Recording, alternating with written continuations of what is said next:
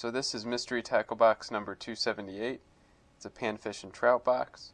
This video is for those of you who see these boxes at the store and want to know what's inside. The downside to mystery tackle box, which is also possibly the upside of mystery tackle box, is that you don't know what's inside. So this video is an unraveling. It's unraveling what's inside mystery tackle box number 278. So this is a Lunker Hunt lunker blade. Looks like 1/4 ounce, fire tiger color. We have a Carl's Amazing Baits, a small crankbait, black and blue, dives 1 to 4 feet.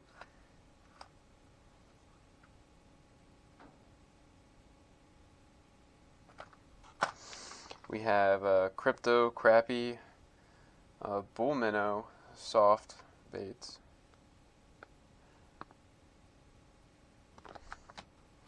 We have some crappie jigs by Laker.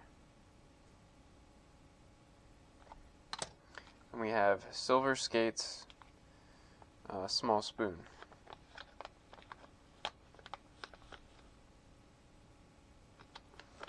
Looks like this spoon is called the Wobbler. Silver Skates Wobbler. And that's what's inside box number 278. All in all, some good baits in this box, and I can't wait to get out and use them.